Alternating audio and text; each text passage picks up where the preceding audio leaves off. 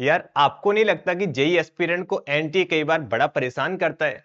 जैसे ये वाला क्वेश्चन है, चैप्टर का नाम है बाइनोमियल थ्योरम और क्वेश्चन पूछा गया है मल्टीनोमियल से। बट कोई बात नहीं है, आज के बाद में ऐसे क्वेश्चंस में आपको कभी दिक्कत नहीं आएगी। ध्यान से देखना, जब भी हमारे पास x plus y plus z हो और उसकी पावर n हो और हमें x की पावर r का कोफिशिएंट निकालना है, तो इसकी अपन जनरल टर्म ऐसे लिखते हैं n का फैक्टोरियल इनटू में x की पावर r1, y की पावर r2 और z की पावर r3, और अपॉन में करते हैं r1 का फैक्टोरियल, r2 का फैक्टोरियल, r3 का फैक्टोरियल।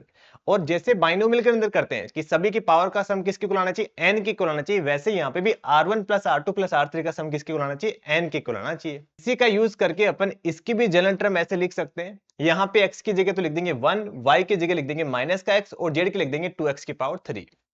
तो यहाँ पे भी क्या बोलेंगे अपन कि r1 plus r2 plus r3 का सम कितना आना चाहिए, 10 के इक्वल आना चाहिए।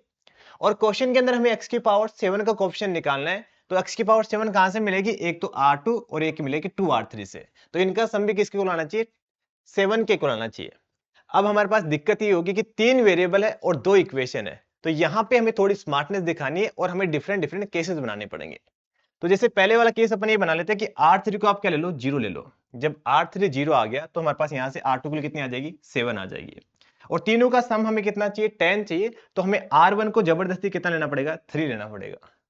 ऐसे एक बार R3 को अपन क्या मान लेते हैं, 1 ले लेते हैं। जब R3 1 आएगा तो R2 क्या लेना पड़ेगा, फिर हमें 4 लेना पड़ेगा। दोनों का सम कितना आ गया, 5 आ गया, तो फिर इसको 5 लेना पड़ेगा ताकि तीनों का सम 10 आ जाए।